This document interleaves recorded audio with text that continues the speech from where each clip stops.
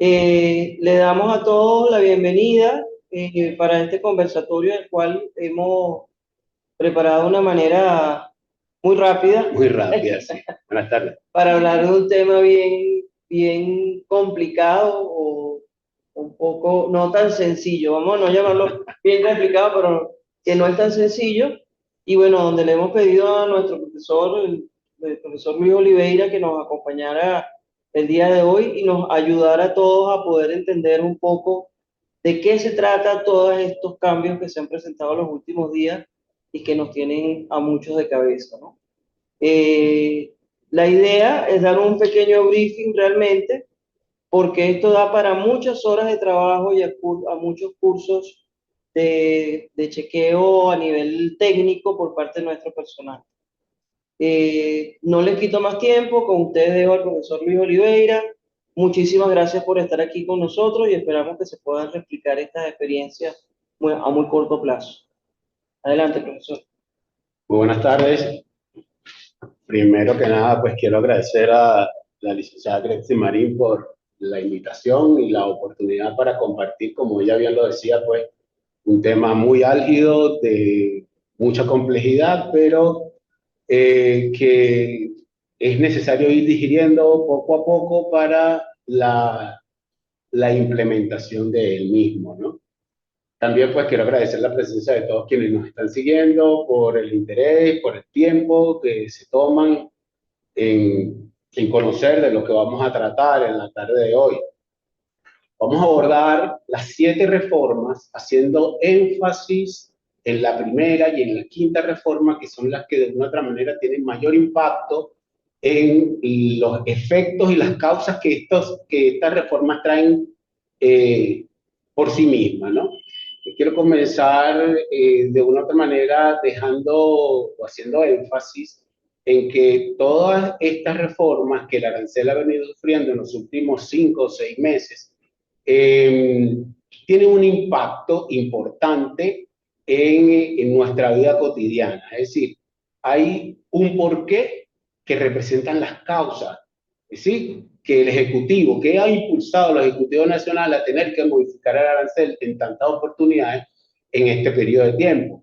Y esas causas nos llevan unos efectos que son los que vamos a sufrir o los que de una otra manera estamos sufriendo, tanto el sector productivo, el sector privado productivo, el sector comercial y la ciudadanía en general, que al final es quien de una u otra manera eh, recibe, pues, a nivel del costo, el impacto de estas medidas. Vamos a revisar todas las reformas, no en orden, porque se suscitaron reformas que podemos ir macheando o relacionando de tal manera de que sea más dinámica la, la información que vamos a recibir. En función de que es necesario que entendamos qué se modifica, para qué se modifica o por qué se modifica y para qué se modifica. De tal manera de que podamos ver, digamos, en la realidad cómo esto verdaderamente nos impacta. En el caso, por ejemplo, de la primera reforma, se modificó o se modifica el marco jurídico, ¿verdad? Que de una u otra manera es quien por medio del cual el Ejecutivo dicta los lineamientos que se deben seguir en algunos aspectos muy puntuales. También se modifica la columna 1 y 2, aunque los enunciados no hablan de la columna 1, yo puedo demostrar en este conversatorio que la columna 1 sí se modifica como consecuencia de las modificaciones que sufre la columna 2 cuando se hacen desdoblamientos para incorporar nuevas denominaciones de productos. Vamos a ver casos donde fue que eso sucedió. Se modifica la columna 4, que es el régimen tarifario. Como ustedes pueden ver, la columna 3 nunca aparece modificada porque no es potestad, no es del alcance del Ejecutivo Nacional poder modificar la columna 3 porque esa es una columna que pertenece al régimen tarifario de la nomenclatura de NSM, que es la nomenclatura común del Mercosur. También se modifica la columna 5 y la columna 6 que representan, por supuesto, la nomenclatura nacional a nivel de los regímenes legales de importación y exportación y se puede modificar, por supuesto, la columna 7. Estas modificaciones que se pueden ejecutar en el caso del marco jurídico, podemos entrar de una vez en materia. El marco jurídico sufrió su primera su modificación en la primera reforma, específicamente en los artículos 8, el artículo 10, el artículo 21. También en el artículo 9, sin embargo, el artículo 9 no fue tan trascendente porque simplemente quitaron un enunciado que tenía que ver con la exoneración de materia aduanera. En el artículo 8 de la primera reforma, o se modifica el artículo 8, mejor dicho, del arancel en la primera reforma con relación a lo que tenía que ver, con los BK y los BIT, es decir, los bienes de capital y los bienes de informática y telecomunicaciones. ¿En qué consistió esa reforma? Muy sencillo. Los bienes de capital y los BIT los venía administrando el Ministerio de Industrias. Y a la luz de la modificación, la competencia se le adjudicó al Comité de Comercio Exterior y esa fue exactamente la modificación que sufrió. Es decir, ahora quien administra como competencia los BK y los BIT es el COMEX o la COMEX y está soportado en ese artículo 1 de la primera reforma. El artículo 10 es en la misma naturaleza que el artículo 8, pero relacionado al CAO. Es decir, el CAO también lo autorizaba previa opinión favorable de la administración aduanera, la autorizaba. Pregunto, profe, ¿qué es el CAO? La clasificación arancelaria única, okay, soportada en la nota complementaria 1 de la sección 16. Sí, con relación a, gracias, Gretsy, por la... Sí, porque bueno, acuérdate que lo que estamos al frente de las empresas o de los departamentos muchas veces no somos especialistas en la parte arancelaria. Entonces, pues retomando, la clasificación arancelaria única en el pasado era el Ministerio de Industria y ahora es la COMEX quien le corresponde esa competencia con relación a la clasificación arancelaria única.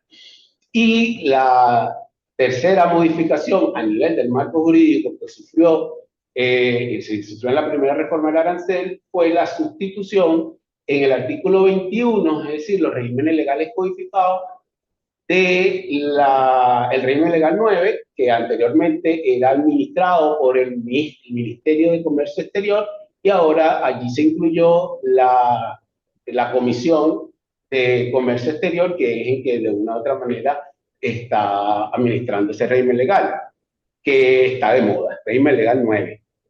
Estas efectivamente fueron las modificaciones sufridas en la primera reforma con relación al marco jurídico. También hubo modificaciones a nivel de normas, de notas legales, complementarias. En la cuarta reforma, en la primera reforma, perdón, donde se incluyó una norma sanitaria para la venta, para los productos del capítulo 33, 34 y 38, específicamente las partidas 3307, 3401, 3402 y 3408, para hacer obligante, para efecto de nacionalización de las mercancías, el cumplimiento de lo establecido en una resolución del 2004, específicamente la resolución 258, relativa a las normas sanitarias para estos productos, ¿no? Efectivamente, en la primera reforma se introduce esa nota complementaria y en la quinta reforma esa misma nota vuelve a ser modificada para incluirle un adendum, digámoslo así, o un señalamiento relacionado a que solo eso era exigible o aplicable para los productos de esas partidas, pero que se presentaran acondicionados para la venta al por menor. Es decir, que se pudieran, por supuesto, adquirir en proporciones, pequeñas proporciones, 1 litro, kilos, 5 litros, etcétera, etcétera. Es decir, acondicionado para la venta al por menor. En la segunda reforma también hay una nota complementaria importante a traer aquí a colación, que es la nota complementaria que elimina la exigencia de la emisión de fuentes móviles, esa nota complementaria, la nota complementaria 3 del capítulo 87. Esa quedó sin efecto en la segunda reforma. En el caso de la primera reforma, de una u otra manera, también se incluye allí a nivel de notas, el tema de la nueva política automotriz y el caso el tema de que las mercancías que están identificadas en el capítulo 87 en las subpartidas que están allí para efectos de la importación de vehículos de la administración pública. Eso con relación a las modificaciones que tienen que ver o que han tenido que ver con el marco jurídico y con las normas complementarias que de una u otra manera se han instrumentado. Con relación a las reformas dadas para la columna 1 y la columna 2, que tiene que ver esencialmente con el código numérico y con la descripción de las mercancías, esa la vamos a poder observar en el caso, por ejemplo, de la primera reforma. En el artículo 7 se establece eh, desdoblamientos para el sector farmacéutico. Por ejemplo, en el caso de que se establezca un desdoblamiento, que efectivamente es la denominación de una nueva descripción arancelaria para una subpartida, podemos ver que en el caso de la partida 3004 se crearon subpartidas nacionales de quinto nivel, entendiendo que se crearon subpartidas de 9 dígitos, es decir, que terminan en punto 1, que se entiende que por supuesto es la 10, y se desdobla en 11 para describir específicamente algunos medicamentos que anteriormente estaban clasificados en esa subpartida de los demás. Entonces, ¿qué hicieron? Se crea la punto 10, que no existía, para desdoblarla en punto 11, establecer de manera específica los medicamentos, darle su tratamiento tarifario y su tratamiento al nivel del régimen legal, y se desdobla en 19 para crear las demás, que era donde normalmente ellas se clasificaban. ¿Por qué yo digo que se modifica la columna 1, a pesar de que el enunciado siempre dice, o dice, se modifica la columna 2, la columna 4, etcétera, etcétera, no menciona la 1?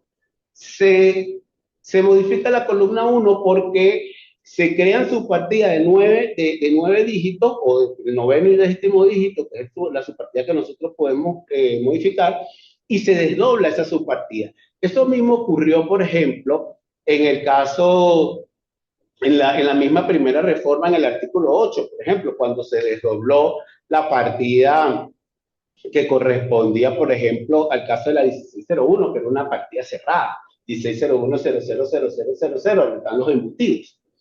Ella siempre fue una partida cerrada. En la primera reforma, en el artículo 8, ya se desdobla y de una u otra manera allí se crean las subpartidas para clasificar las mortadelas, para clasificar ahora las salchichas y para clasificar otro tipo de embutidos.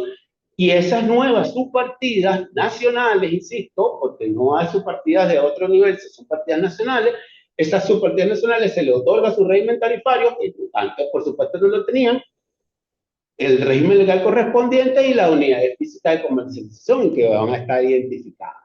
Eso sucedió en la primera reforma.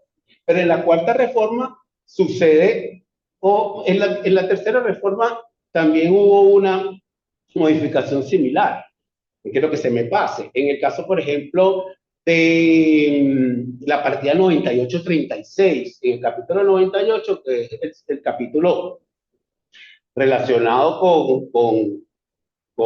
digamos que el tratamiento arancelario preferencial, la partida 9806 se crea la punto 4 y ella se desdobla el 41 para clasificar en esa partida lo que tiene que ver con los barcos, los transatlánticos, los cruceros, etcétera, etcétera, y se le da una tarifa de 14% a esa subpartida. con la diferencia, que eso sí es importante destacar, que en este caso se le da ese tratamiento y se coloca allí en el capítulo 98, en el subcapítulo que corresponde a el contingente arancelario, que es el subcapítulo 2. ¿Qué quiere decir esto?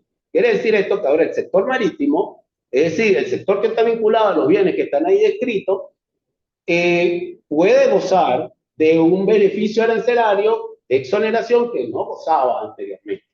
¿Por qué? Porque ese contingente arancelario le da la posibilidad de gozar de un beneficio de exoneración que va desde el 25% hasta el 100, 25, 50, 75, 100, dependiendo de lo que el Ejecutivo Nacional considere que debe darle a ese sector. Entonces, de una u otra manera, ese 14% que está allí reflejado como ADB va a ser un 14% variable, porque si solicito la exoneración y el Estado me otorga el 50%, entonces ese 14 baja a 7.5. Si me da el 100%, queda sin gravamen, y así sucesivamente. Por eso en ese subcapítulo nosotros podemos ver que las subpartidas tienen identificaciones de más o menos de B, porque ese derecho puede ser variable. En este caso, de alguna u otra manera, podemos ver que sí, que efectivamente se puede modificar o se modifica la columna 1 exclusivamente en los dígitos que corresponden a la subpartida nacional, el noveno y el décimo, como consecuencia de la modificación de la columna 2. En la cuarta reforma pasa algo similar, pero con una creación. ¿Por qué? Porque en la cuarta reforma se crea un subcapítulo que no existía en el capítulo 98, que es el subcapítulo quinto, con 15 partidas arancelarias que tienen sus desdoblamientos, y esas subpartidas están grabadas al 20% ad valorem y tienen régimen legal 11, tanto para importación como para exportación. En este caso, se crearon estas 15 partidas y se hicieron los desdoblamientos. De una u otra manera, se da el mismo criterio en que se pueden crear códigos arancelarios. Insisto, voy a ser reiterativos en que solo se pueden crear a nivel de la novena y la décimo dígito del código numérico, y las descripciones arancelarias, por supuesto, en este caso serían para esas nuevas subpartidas que se están creando, ¿no? Lo mismo sucede en la quinta reforma, en el artículo 5, se genera un desdoblamiento, por ejemplo, para productos de la 3004, ahí hay diversos, ahí hay de varios capítulos, pero evidentemente me quiero referir específicamente a la 3004 907912, recuerdo, que hacen una creación, en este caso, para incluir allí un producto denominado timadol, que no estaba, por supuesto, consagrado en el arancel de aduana, y de una u otra manera estuvo reformado, ¿no?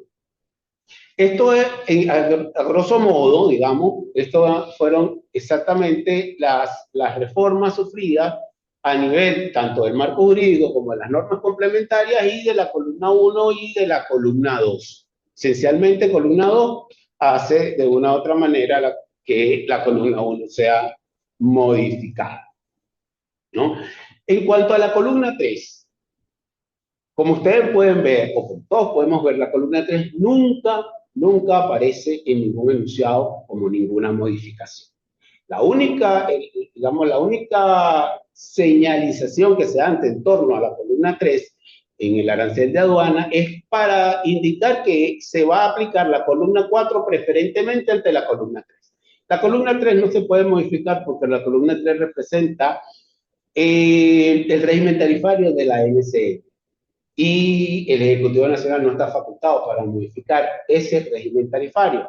Por lo tanto, se establece una columna 4, que es la columna para excluir la columna 3. Es decir, el Ejecutivo Nacional ejecuta su política fiscal a través de la implementación del régimen tarifario en la columna 4 y deja muy preciso y muy claro que la columna 4 siempre se va a aplicar por encima de la columna 3. En este caso, las modificaciones de la columna 4 están dadas en la primera reforma y en la quinta reforma esencialmente. Y en aquellas, por supuesto, en las cuales han habido creaciones, que por supuesto la columna 4 del régimen tarifario está allí indicado. En el caso de la columna 4, muy importante columna porque digamos que ella es la que nos impacta, ella es la que de una u otra manera hace que se paguen más o menos impuestos de importación relacionados a el incremento de la tarifa. En la primera reforma, en el artículo 6, se incluyeron 409 subpartidas arancelarias, ¿sí? De diversos capítulos en los cuales se modificaron las tarifas.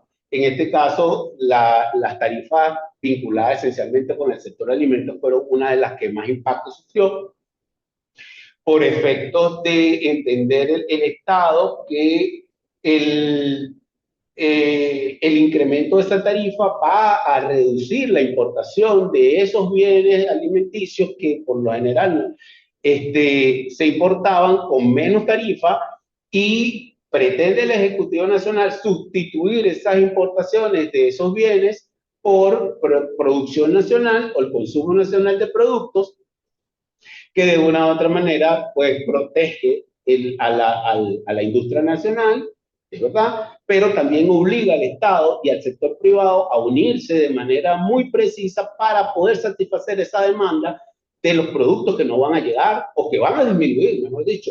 Porque no es que no van a llegar, pueden seguir llegando, pero el Estado o las grabó en un porcentaje superior en muchos casos al 100%, 200%, lo que hace que el Estado, por supuesto, perciba muchísimo más ingresos fiscales y evidentemente el producto al final tenga un costo mayor porque ese costo adicional que va a pagar el importador lo va a trasladar al costo del producto.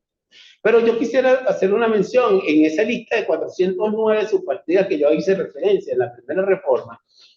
Allí hay unas subpartidas que a mí me llaman mucho la atención y las quiero mencionar y más adelante quiero hablar de ese sector en específico. Me quiero referir a las partidas de la 9805, ¿verdad? Y del 8703. En ese caso, las partidas de la 9805, que son las partidas que están relacionadas a su capítulo 1, que son las empresas, las ensambladoras en este caso de motocicletas, ellas pasaron de 3 a 9%. Es decir, hay un incremento allí muy superior al 100%, ¿sí? En el caso de un sector que es un sector productivo, porque es el sector para el ensamblaje de la moto. No es el sector en este caso, de los vehículos con motos ensambladas, ¿no? Y en el caso del capítulo 87, allí es donde se incorpora el incremento del 100% del impuesto de importación para los vehículos que tuvieran más de 2.300 cilindradas, superior a 2.300, pasaron del 20 al 40 y hasta 2.300 quedaron en el 20%. Es decir, que de una u otra manera ahí hay un impacto en la política automotriz. Allí también hay una reforma que no sé, creo que no la mencioné, que tiene que ver en el caso de los vehículos que se puedan importar nuevos y ahora se pueden importar nuevos y sin uso, sin límite para cantidad dentro de un periodo de fabricación no mayor a 5 años. Eso no lo había mencionado en el caso de cuando hice referencia a las normas, a las notas complementarias. En el caso de la quinta reforma, hubo también una modificación importante a nivel de la columna 4 en el artículo 3. Allí se modificaron un universo de 1.326 subpartidas, ¿sí? Específicamente en el ámbito de la nomenclatura también.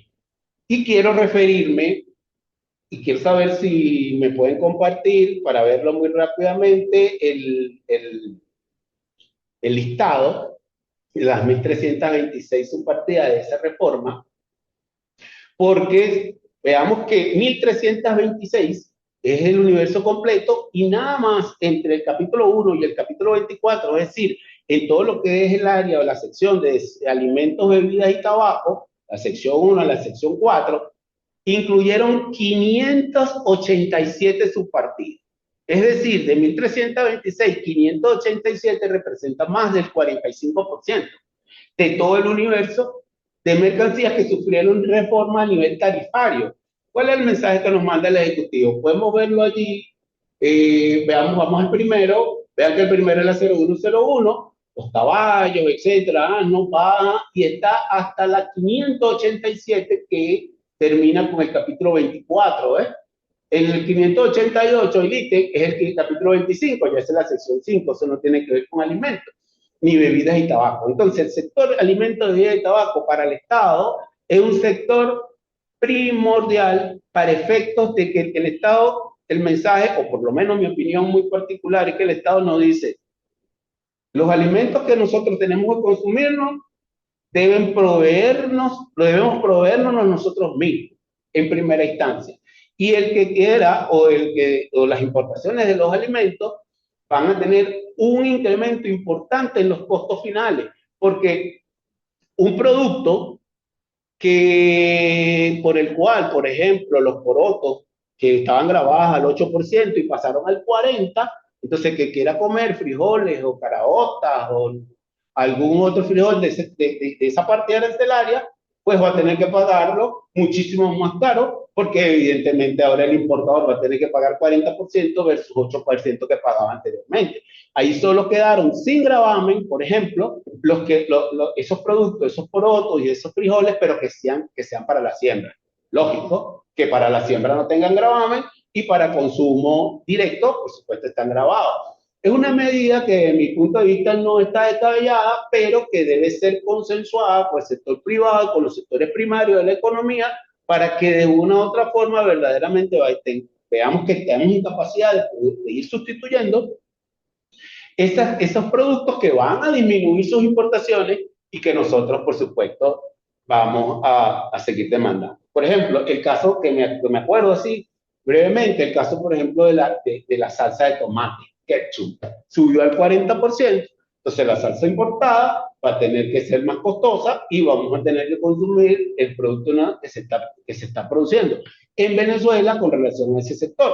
¿Qué pasa? Eso es positivo para que el sector crezca, es positivo para generar empleos, es positivo para el consumo nacional, pero tiene que ser, insisto, el Estado tiene que poner una cuota aparte importante para que evidentemente esa producción sea sostenible, aumentable y que de una u otra manera pueda ser en algún momento convertirse en una oferta exportable de tal manera de que sea generadora de ingresos y se dé esa premisa o esa posición del Estado de sustitución de importaciones.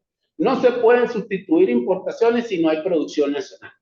Eso es clave. Es decir, ¿qué es lo que se sustituye? Un bien. Si lo voy a sustituir, tengo que producirlo yo. Si no lo sustituyo, perdón, si no lo produzco, no lo sustituyo y simplemente se queda en un querer más que en una condición específica. Entonces quise hacer la mención de ese sector, porque el sector alimento es crucial. Veamos cuánto impacto tiene en ese universo esas 500 subpartidas.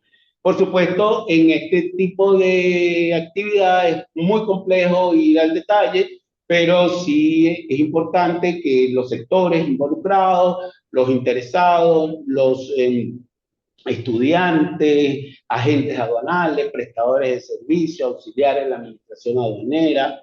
Eh, digamos que dijéramos eso más al detalle, para que veamos exactamente de qué producto estamos hablando. En el caso, por ejemplo, de ese artículo abarcaron animales vivos, por ejemplo, animales, por ejemplo, como los caballos, los asnos, la carne caballar, la carne, los ovinos, los despojos de esas especies, etcétera, etcétera. Hay muchísima información allí por abordar.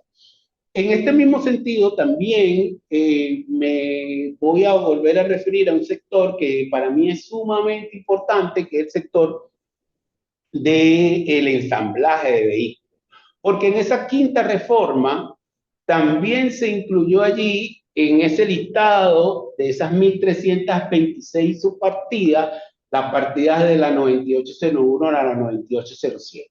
Esos son las partes y piezas para el ensamblaje de vehículos, camiones, tractores, para el ensamblaje de las motos, para el ensamblaje de los autobuses, etcétera, etcétera. ¿Qué pasa con esto? Que allí pasaron, se grabaron al 16%. Es decir, las partidas de la 9801 a la 9807 quedaron grabadas al 16%. Ellas estaban grabadas originalmente en el decreto 4.944, antes de su primera reforma, al 3%, como tradicionalmente había sido así. Es decir, lo que conocemos como el MEI, material de ensamblaje importado para vehículos. Estaban grabados al 16. Estaban al 3, ahora están al 16. Vean el impacto importante en una industria que es una industria productiva, porque esa industria genera empleo, porque esas partes y piezas de ensamblaje van a una línea de producción y ahora tienen esa condición. Y las motos que habían sido afectadas en la primera reforma, pasándolas del 3 al 9, pasaron del 9 al 16. Es decir, que entre la primera y la quinta reforma, el sector del ensamblaje, en este caso la 9805, que corresponde a la motocicleta, pasaron del 3% al 16%. Esto sin contar que más adelante, por supuesto, cuando me refiero a la columna, a los cambios que tienen que ver con la columna 5 y 6, por ejemplo, le incluyeron régimen legal 20 a las mercancías de la 9801 a la 9807, perdón, régimen legal 9, corrijo, a las partidas de la 9801 a la 9807, sin contar con la nota complementaria que en la primera reforma le impacta el cumplimiento de un 25%, perdón, de un 50% de valor agregado nacional para efecto de la calificación del medio. Yo quiero hacer un comentario muy breve porque me parece que ese sector debe ser revisado con mucha modestia. Lo digo porque un sector que ahora para que califique un medio, una empresa ensambladora, tiene que demostrar que el 50% del vehículo tiene partes y piezas nacionales. Es decir, que el sector de los autopartes tendría que estar en condiciones de poder suministrarle esa cantidad, esa proporción de partes y piezas a las empresas ensambladoras y particularmente, pues creo que no es así. Incluso esa norma establece que por lo menos el 50%, es decir, que es la mitad del vehículo. De una u otra manera, pues esto afecta ese gran sector y creo que pues debe ser de una u otra manera revisable. En cuanto a la columna 5 y 6, que representan el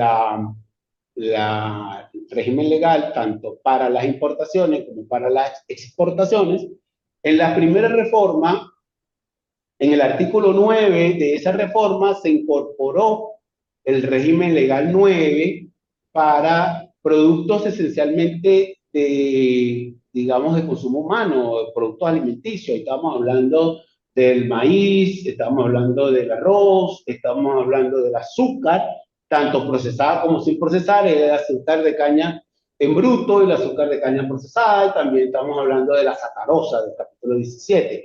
Es decir, a esos productos que estaban allí le incorporaron el régimen legal 9. En esa misma reforma se dispensaba ese requisito para esos productos por el lapso de un año. Incluso se decía que era prorrogable.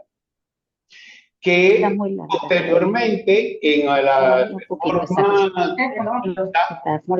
se deja sin efecto y se hace legal 9 en un término no mayor de 30 años. en un término no mayor de 30 días. En la quinta reforma también se hacen unas modificaciones al régimen legal de la columna 5 y 6, esencialmente en el artículo 4 para 309 subpartidas, en las cuales se le incorpora el régimen legal 9, es decir, el permiso de la Comisión de Comercio Exterior y el régimen legal 11 que corresponde al permiso del Ministerio de Hidrocarburos.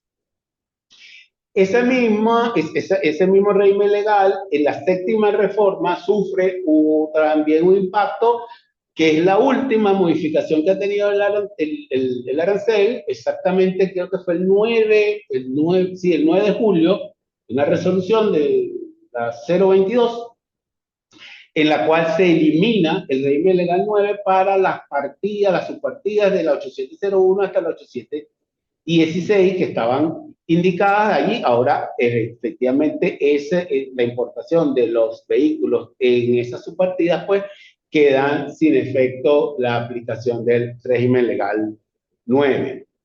Entonces, como podemos ver, han habido reformas en los aspectos relacionados con la columna 2, la columna 1, la columna 4, la columna 5, 6, la columna 7 y orientaciones efectuadas a nivel de las normas complementarias y a nivel, o las notas complementarias y a nivel de los artículos del arancel que se han ido modificando para orientar la, la, la política comercial y la política fiscal del Estado. En este caso, es importante saber qué es lo que nos reforma, pero es tan o más importante saber para qué se reforma. Es decir, el Ejecutivo Nacional reforma el arancel de aduana con la finalidad de establecer una política comercial que vaya en el proteccionismo, la protección del sector productivo nacional, en el incremento de los ingresos fiscales, en el control de los bienes a través del establecimiento de barreras administrativas, en el caso, por ejemplo, del régimen legal 20, para que de una u otra manera poder controlar que los productos que ingresan sean de una u otra forma, sean de igual o mejor calidad que lo que nosotros producimos acá en el país. Entonces, las reformas tienen un fin, tienen un propósito, y ese propósito son, en efecto, digamos que la esencia de lo que el arancel de aduanas representa para la política comercial de nuestro país. Evidentemente, las condiciones económicas del país a nivel mundial pues hacen que nuestro país y muchos otros países estén de una u otra manera haciendo cambios importantes en la política en sus políticas comerciales.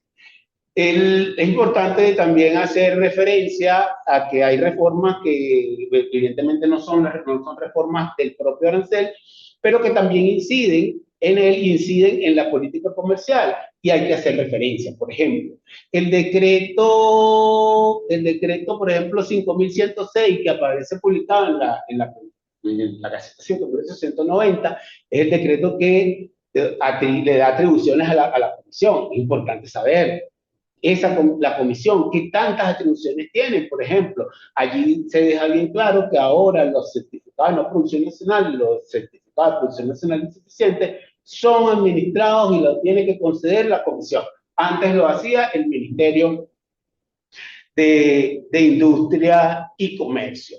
Por ejemplo, hay una gaceta sumamente importante que es la de 30 de junio, que representa la quinta reforma. Allí se incluye un decreto que es el 5145 y el 5146, que no son reformas, porque la reforma viene en el 5147, Pero el 5.145 suspende el IVA.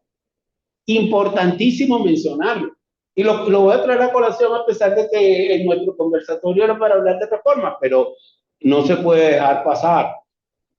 El decreto 5.145 que suspende el IVA, el primero que está basado en un decreto de emergencia económica, es lo primero que dice el Ejecutivo, dice en qué se basa para generar ese decreto. Con base a ese decreto, suspende el impuesto de valor agregado, la exención, perdón, la exención del impuesto de valor agregado que se está consagrado en el artículo 17, numeral 1, cuyos bienes están escritos en el artículo 18. Eso, la mayoría de los que están conectados seguramente están muy claros de lo que les estoy diciendo. Esos quedan suspendidos. Bien importante ver que ellos dicen que queda suspendido en el artículo 1, pero en el artículo 2, nos dice que se exonerarán. Es decir, por un lado me lo suspende y por otro lado me lo exonera. Es decir, el Estado dice, ya no lo tienes de pleno derecho. Es decir, las personas naturales jurídicas y los entes públicos de pleno derecho con recursos propios pueden importar y de una u otra forma pueden solicitar la exoneración. Ahora, ellos hacen referencia o se hace referencia a un apéndice, el apéndice 1. Cuando usted va a buscar el apéndice 1 de ese decreto, vamos a encontrar que tiene 1.445 ítems. ¿Sí? Pero vean el siguiente dato. 1.445 ítems que son los que se pueden solicitar exoneración. Es decir, lo que no esté allí no tiene exoneración de IVA, está obligado a pagar IVA. ¿Qué pasa? Vean el dato que le quiero mencionar. Nuestro universo arancelario está más o menos rondando más de 11.000 subpartidas arancelarias. Si de 11.000 subpartidas arancelarias, solo 1.445 son exonerables, de acuerdo a lo que el Ejecutivo nos está indicando, quiere decir que más o menos 9.500 subpartidas arancelarias, quedan grabadas. Yo me puse a revisar y podemos, si da algún chance de ver ese sería excelente, porque podemos ver allí, por ejemplo, que allí están los productos de la 3004. Es decir, que los productos de la 3004 están libres de impuesto de importación en la reforma, pero están grabados, o pero dicho, pudieran estar grabados si no se les concede la solicitud de exoneración de IVA. Véanlo allí, cómo hay productos de la 3001, de la 3002, de la 3003, de la 3004. Vean, 3004, 3001, 02, 03, 04. Y vean cómo allá hay hasta la 3105, por ejemplo. Vean ahí, va a la 38, es decir, 32, capítulo 32, 33, 34, 35, 36. Van a pagar IVA. Por ejemplo, el capítulo 34, los dentríficos, las preparaciones capilares, los champús. En el capítulo 32, las pinturas, los curtientes, los barnices. Por ejemplo, en el 3208, a mí me llamó mucho la atención porque en el 3208 hay unos colores para la enseñanza. Hay unos colores para dibujo.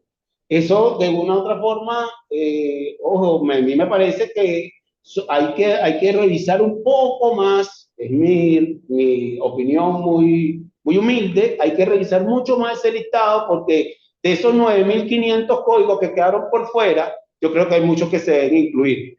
Con la buena, que esa misma resolución o ese mismo decreto, perdón, en su artículo 14 permite que se puedan incluir, es decir, la ministra o ministro de Comercio, a solicitud, por supuesto, de los interesados, cámaras, gremios, importadores, etcétera, pueden incluir código arancelario y también pueden excluir. Creo que allí seguramente van a ver con el paso del tiempo algunos análisis para ir incluyendo productos que puedan ser exonerables, porque es posible que lo solicite y el Estado pues no lo exonere. Entonces, es importante que analizar este tipo de cambios de forma conjunta, porque digamos que de una u otra forma están vinculados. Por ejemplo, en esa misma Gaceta Oficial del 36, se estableció el decreto de exoneraciones en materia aduanera, ¿sí?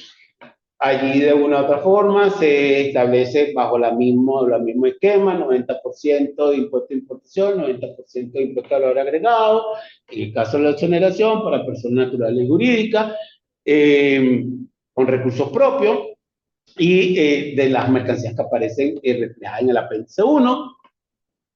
Y eso pues no se puede, digamos que analizar de forma aislada, insisto, conforme a los otros decretos que aparecen en la misma Gaceta.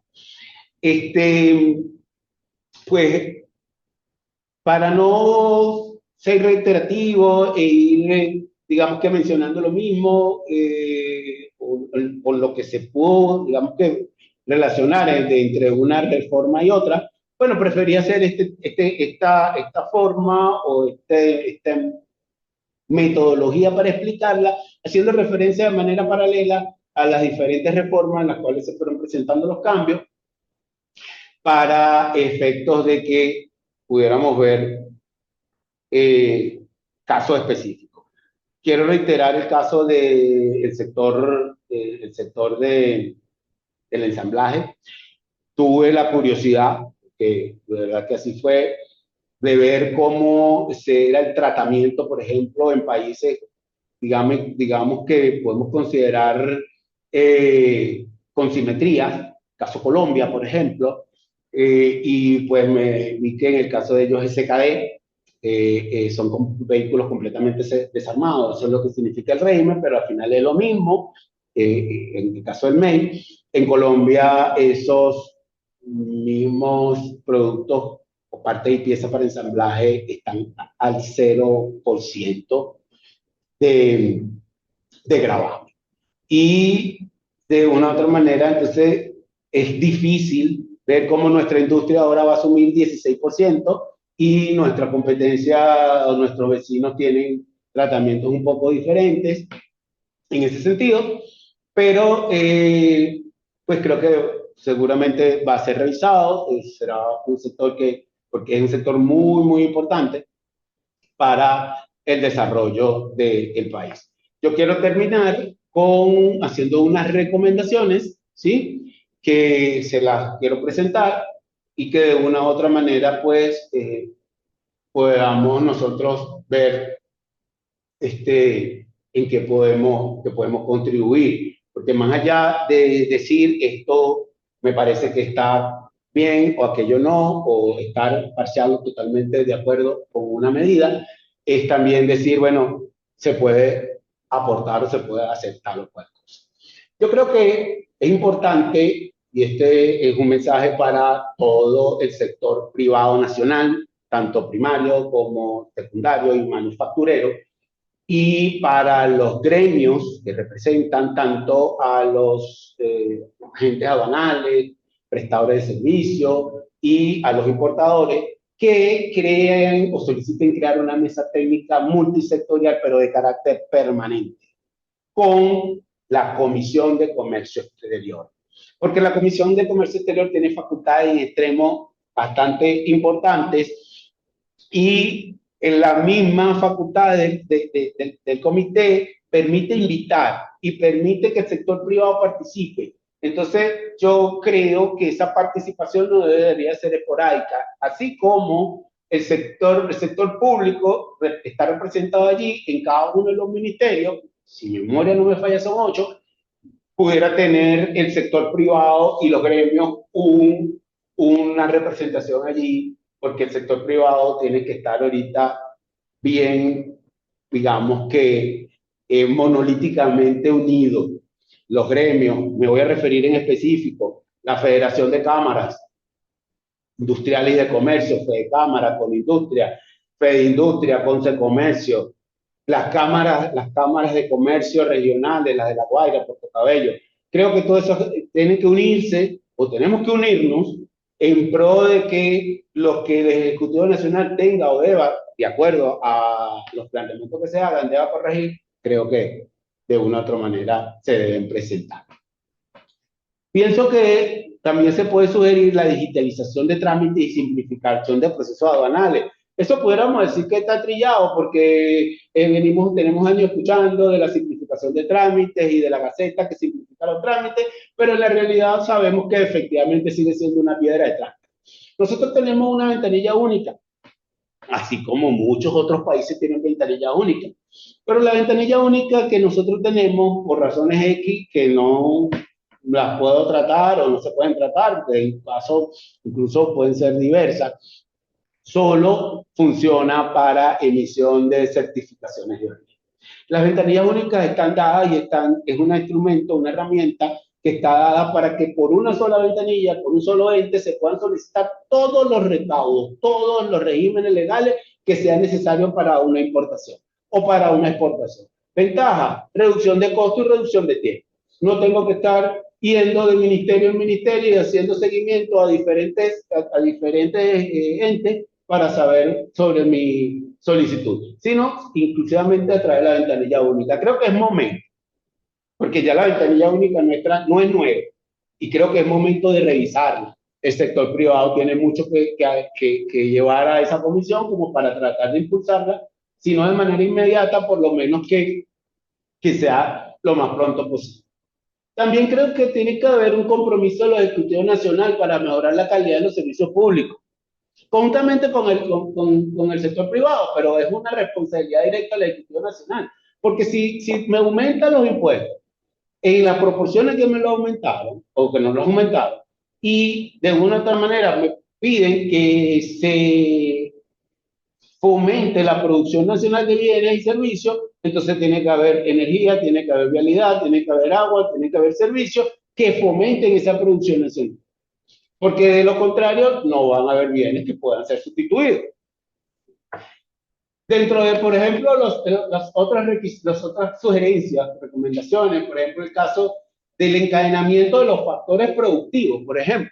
El encadenamiento, cuando yo me refiero a encadenar, es de una u otra forma que los sectores puedan de una u otra forma en el encadenamiento aguas abajo poder transformar esas materias primas en productos manufacturados, en productos terminados y que no nos convirtamos en un país o que sigamos siendo un país exportador de materias primas, sino que el sector privado, el sector público y dentro del mismo sector público poder lograr los encadenamientos, que la misma empresa puedan desarrollar aguas abajo sus procesos productivos para transformar la materia prima en producto terminado, pudiendo ser ofertas exportables, definir ofertas exportables para no tener que exportar excedentes, sino exportar lo que se defina, los volúmenes que se definan que se van a producir con fines de exportación. Creo que eso contribuiría mucho en la sustitución real de las importaciones. Insisto con algo que comenté, no va a haber sustitución de importaciones exclusivamente por decretos ni por querencias. Va a haber sustitución de importaciones si nosotros logramos producir aquí lo que no queremos, lo que queremos disminuir de importar. Y que además podemos exportar los productos de marca o de origen venezolano. También creo que se deben aplicar aranceles graduales por rubros y por tipos de empresas. Es decir, las empresas, por ejemplo, los microempresarios, los emprendedores, las pequeñas y medianas empresas, las grandes empresas, se le pueden aplicar aranceles que van graduándose, que van aumentándose de manera gradual en la medida que esa empresa se va preparando para asumir esos nuevos roles o esa nueva condición. Igual que las grandes empresas, por ejemplo, que tengan inversiones importantes en el país o que produzcan bienes estratégicos para la nación, pudieran tener aranceles distintos, aranceles preferenciales, aranceles que de una u otra manera sean favorables para el dinamismo económico, ¿no? Entonces, creo que eso contribuiría mucho, ¿no? En el caso, por ejemplo, de dinamizar y promover las zonas económicas especiales, sabemos que el Ejecutivo Nacional ha hecho esfuerzos en establecer conjuntamente con países como la República Popular de China, en conjunto con la República Popular de China, ha hecho esfuerzos para establecer zonas económicas especiales en espacios específicos que de una u otra manera pues es muy positivo. Pero hay que ver exactamente, hacer una planeación conjuntamente con el tema de esas zonas, qué se va a producir, dónde se va a producir, cómo se va a producir, con qué fines se va a producir. Es decir, hacer un dinamismo que eso sea mucho más acelerado y que se promueva. Sé que se han dado pasos, sé que han hecho muchas cosas buenas por allí, se están tratando de hacer cosas buenas por esa vía, pero sin embargo promoverla y dinamizarla, por supuesto, va a contribuir. También pienso que hay que revisar las cadenas de suministro de bienes y servicios. Es decir, el sector privado requiere de suministro de bienes, de materias primas y de servicios para poder producir. Esas cadenas de suministro tenemos que revisarlas, es decir, cuáles materias primas dentro de esta cadena de suministro el Estado se va a comprometer a suministrar al sector privado. Dentro de la estructura de una planificación clara. ¿Qué otros mercados internacionales nosotros vamos a poder accesar para adquirir esos productos que seguramente no podemos adquirir en mercados tradicionales? Y estoy seguro que todos me están entendiendo, porque nosotros normalmente hemos traído productos de Estados Unidos y de Europa, pero sabemos cuál ha sido la realidad en estos últimos años para el tema, por ejemplo, de las finanzas internacionales, para emitir pagos, para el tema de los servicios de transporte internacional, sabemos lo costosos que están los fletes para nosotros con relación a otros países, lo cual por supuesto nos hace menos competitivos. Y toda esa cadena de suministro de bienes y servicios, cuando me refiero a servicios, me refiero a servicio de transporte internacional, por ejemplo, el servicio de almacenamiento, contenedores, etcétera, etcétera, etcétera, que de una u otra forma también forma parte de toda esta cadena de importantes aspectos que tenemos que trabajar.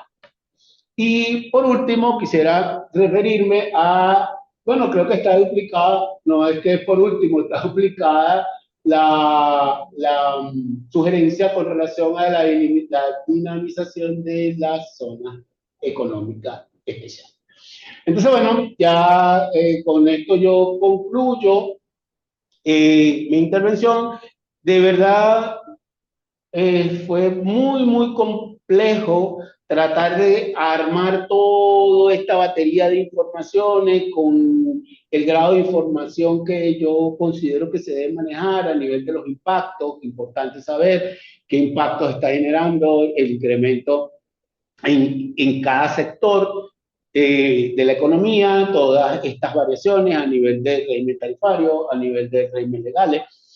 Y creo que, y así también lo quiero recomendar, cada sector, por ejemplo, el sector de alimentos, bebida y tabaco, tanto el sector productivo como el sector industrial, ¿sí? Puedan generar en conjunto políticas, revisar exactamente cada uno de los impactos que está recibiendo, igualmente en los otros sectores, para poder de una u otra manera llevar, canalizar soluciones a la Comisión de Comercio Exterior, que es quienes están motorizando y quienes están de una u otra manera promoviendo, porque la comisión es la que lleva al presidente de la República las propuestas que se pueden implementar de cara a los cambios. Y yo considero que sí hay muchísimos cambios que hay que dar, por ejemplo, en el caso del decreto 5.145, que es la suspensión del IVA, yo creo que ahí hay que revisar algunas cosas. Por ejemplo, allí, que me llamó mucho la atención también, están mencionados todas las subpartidas, si no todas, casi todas, de la 3808, que la 3808 está orientada a clasificar insecticidas, fungicidas, inhibidores de germinación, de crecimiento de plantas, etcétera, etcétera. Entonces, esos productos se pueden exonerar, son exonerables, pero no así, por ejemplo, las pinturas, las curtientes, los barnices, y hay muchas industrias que dependen de ese tipo de materia prima para producir bienes que consumimos en altas condiciones. El sector, por ejemplo, del sector editorial, ¿sí? Por ejemplo, la partida 4903, el tema de los juguetes de la 9503, también creo que es revisable. Es decir, cada sector debe hacer el análisis que le corresponde dependiendo de la situación y cómo está toda esta batería de normas, de nuevas normas, vinculada para poder canalizar soluciones o posibles, digamos que soluciones o solicitar que se puedan cambiar algunas cosas. Sí, sí, sí, hay muchas cosas por hacer, van a seguir viniendo cambios, no me queda a mí la menor duda. De hecho, uno de los cambios que se nos avecina es la octava enmienda, que ya empieza a caminar, a pesar de que entra en vigencia en el 2028, ya empieza a caminar a partir de julio de este año, agosto, ya por esta fecha deben salir las primeras recomendaciones de enmienda. Y es importante que eso lo veamos. Quiero cerrar con una, digamos, eh, con un mensaje que es más que mensaje, es una sugerencia. Es decir, yo estoy de acuerdo con muchas, digamos, orientaciones que está dando el Ejecutivo, queremos mirar hacia adentro, pero no basta simplemente con quererlo, digamos que el desarrollo económico para que sea sostenible tiene que ser el producto de un resultado consensuado entre los factores económicos del país y la industria y el sector primario de la economía juega un rol importante. Sector privado de todos los países, pues es en extremo dinamizador, es productor de grandes puestos de trabajo, genera riqueza y pues el Estado pues está para apoyar ese sector privado para que en la medida que ese sector se dinamice, pues la población y todos nosotros de una otra manera vamos a sentir ese beneficio. El desarrollo no se puede decretar, es un trabajo de hormiga y que todos debemos hacer todos los días, poco a poco. Quiero agradecer una vez más. Quizás me quedaron cosas de aquí donde ustedes me ven, quizás mi mente está tratando de ver qué otra cosa se me pudo haber quedado que considerara yo de mucha importancia, pero a ciencia cierta creo que la esencia es la que la acabo de mencionar. Si tienen preguntas, podemos abrir algún comentario, alguna pregunta, alguna referencia. Con mucho gusto, pues estoy a su disposición.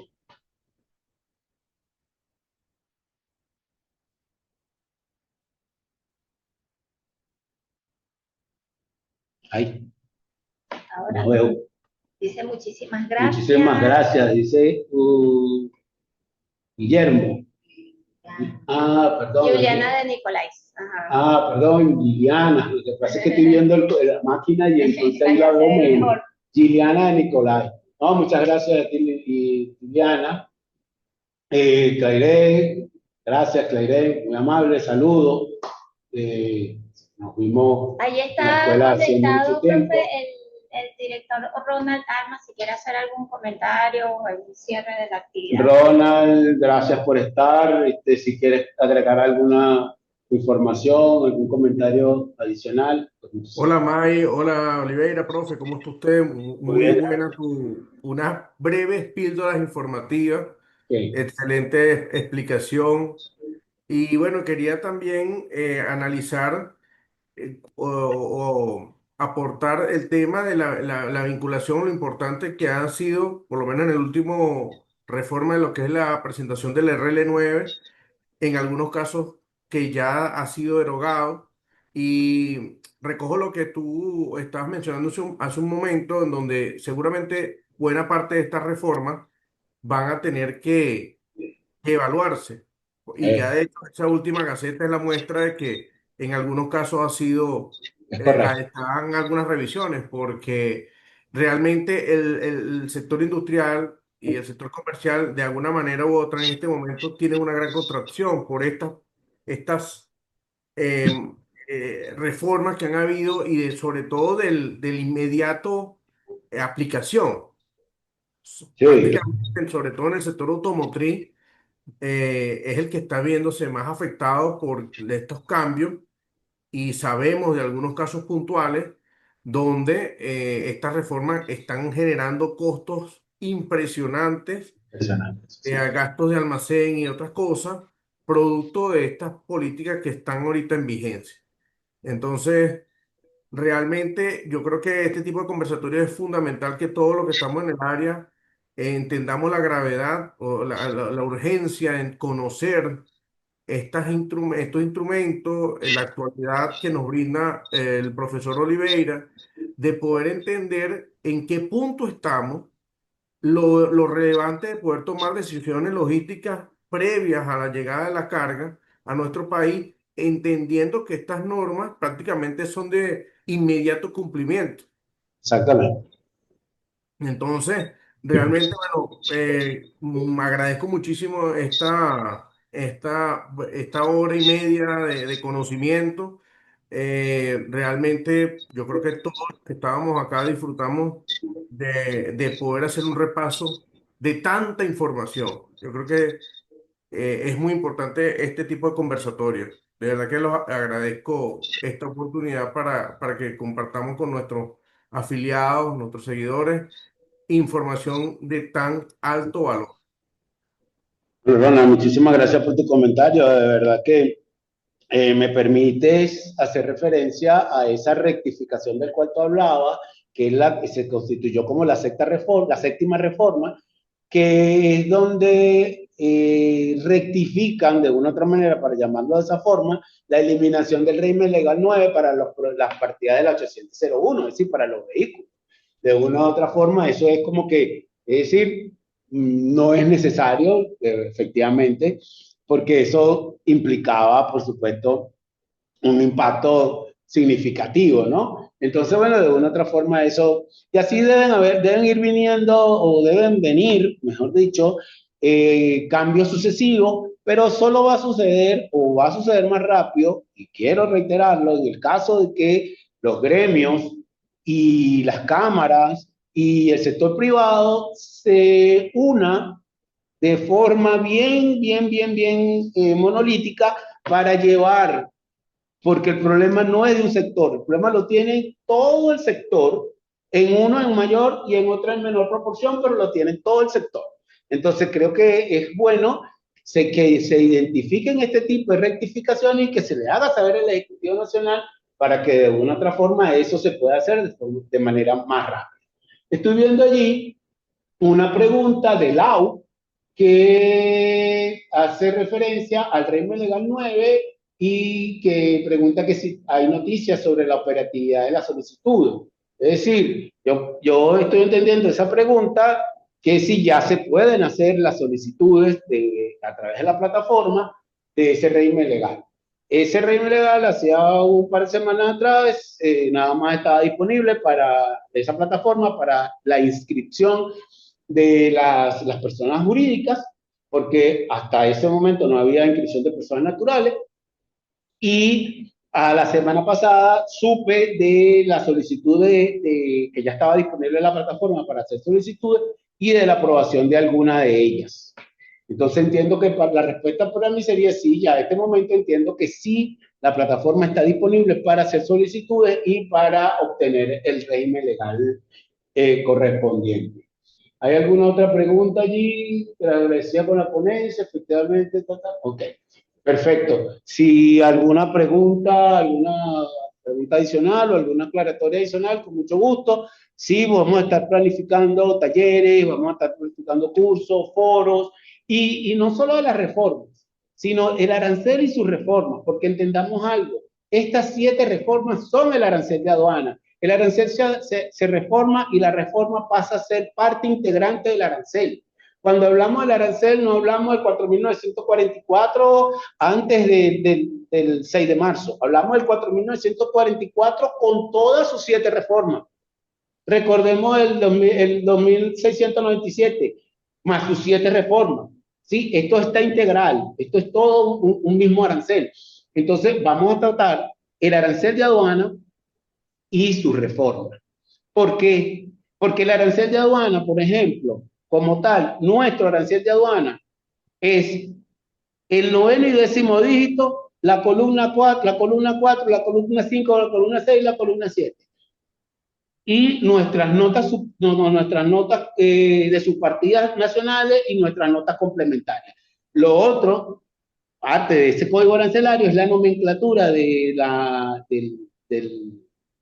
Mercosur, que es la NCM, que está representada en séptimo y octavo dígito, y la nomenclatura del sistema armonizado, que está representada en los primeros 6 dígitos, que esa es nomenclatura en el cual está basado nuestro arancel, pero se basa sobre esa nomenclatura, pero la nomenclatura venezolana, a nivel de código, noveno y décimo. La descripción arancelaria que corresponde a ese noveno y décimo, que por lo general es la tercera, la cuarta y el quinto desdoble, es decir, la subpartida de 4 y 5 o más guiones. La columna 4 que representa nuestro régimen tarifario, la columna 5, la columna 6, la columna 7. Y todo el cuerpo de notas, por supuesto, de sección y de capítulo y de subpartidas que trae el sistema armonizado por sí mismo. O sea, hay que aprender todo el universo. La nomenclatura es una belleza, pero la nomenclatura hay que trabajarla, hay que digerirla, hay que entenderla para poderla aplicar de manera bien importante. Y por último, que ya lo he dicho varias veces, por último, y por último, le sugiero a todas las empresas vinculadas con la clasificación arancelaria de mercancía, entiéndase agente aduanal, entiéndase importadores, exportadores, el tema mismo de las empresas públicas. Señores, la clasificación arancelaria de mercancía es la columna vertebral de la importación o la exportación de un producto. De la clasificación arancelaria se desprende la consecuencia jurídica de esa importación o de esa exportación. Se desprende las reglas de origen, se desprende la determinación del valor en aduana, se desprenden los acuerdos internacionales, se desprenden una cantidad de esencias. Es decir, saber clasificar mercancías es de extrema importancia. Tienen que revisar los listados para poder identificar que efectivamente el producto que están importando se corresponde con el código arancelario que está indicado en esa tabla. Y tienen que estar seguros que es así para que poder saber que su producto está disfrutando de un beneficio, sí o no. Eso de clasificar ahí al ojo por ciento, eso verdaderamente no es recomendable. Creo que hay otra pregunta allí referente al régimen legal 9, ¿sabe cómo es el proceso? Ya que es cierto que se aperturó para registrarse y registrar solicitudes, pero ¿sabe cuál es el proceso? Recaudos, bueno, sí, hay una plataforma y en la plataforma entiendo que una vez que esté registrado el interesado, va a hacer su solicitud anexando la factura, entiendo que una ficha técnica, la factura comercial, son los requisitos, y pues por la misma plataforma entiendo que le van a responder sí o no está autorizado la solicitud. En el caso, por ejemplo, de los BK, que no sé si lo mencioné, el caso de los BK y los BIT, hay una reforma, hay una inclusión en una norma, en la quinta reforma, si mi memoria no me está fallando, que le permite a la comisión se abroga la posibilidad de inhabilitar el becado. Es decir, que el interesado puede solicitar el backup, pero quizás se va a encontrar con que ese backup en el sistema de la comisión, en el sistema automatizado, no esté habilitado, no lo pueda solicitar. Y si está habilitado y lo puede solicitar, la comisión se abroga la posibilidad de negarlo por razones de la política económica, de la situación económica del país, y siempre y cuando eso no represente un sacrificio fiscal que efectivamente el Estado no esté dispuesto a asumir. Es decir, estamos en presencia de un Estado que, bueno, creo que como nunca antes pudiera decirlo, porque tengo bastantes años trabajando con la nomenclatura y no había visto cambios tarifarios un universo tan grande de manera tan inmediata y en esas proporciones, ¿no? Entonces el Estado nos está diciendo que él no está muy interesado en sacrificar sus ingresos, sino que está interesado en recaudar. Es decir, que es una de las funciones de un arancel. Un arancel tiene como funciones también una función recaudadora, el Estado puede hacerlo, así como por ejemplo muchos otros estados lo hacen.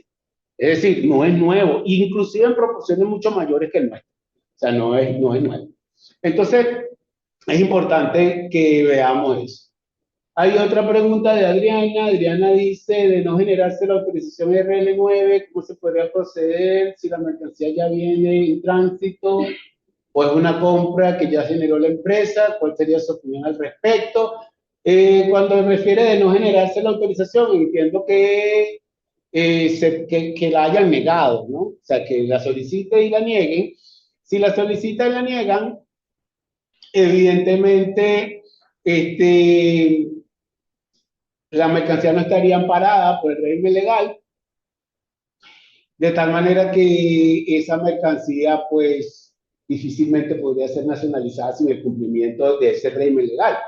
En este caso habría que ver el caso muy particular de la mercancía. Me imagino que si la mercancía viene en tránsito y ese régimen legal 9 no estaba y no era exigible para el momento en que esa mercancía eh, eh, venía, o bien, no creo que pueda ser exigible.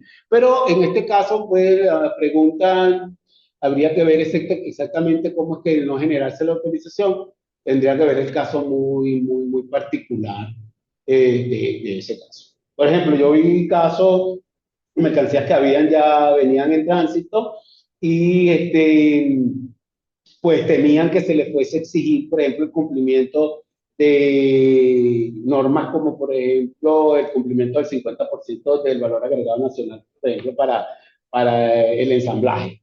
Es imposible que pudieran cumplir con el 50% porque cuando esas mercancías fueron fabricadas o cuando esas mercancías salieron del país de origen, pues esa instrucción o esa norma no existía.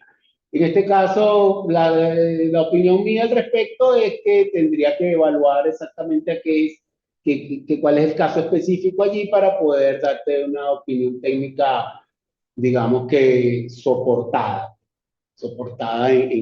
y estoy a la orden para alguna otra pregunta.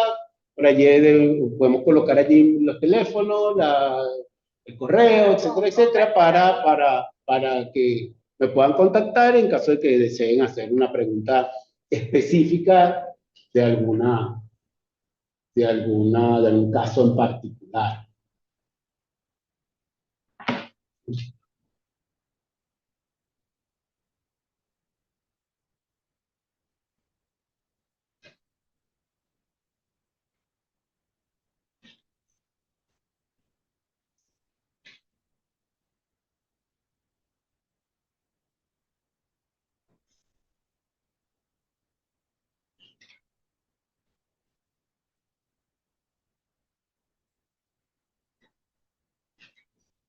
Pero no tenía una lámina, profe, también. Sí, era la lámina, por eso pensé que iba a ubicar era la lámina donde estaba, muchas gracias, la lámina final, donde estaba, ¿se pensó? Bueno, no, Miguelito, te sea.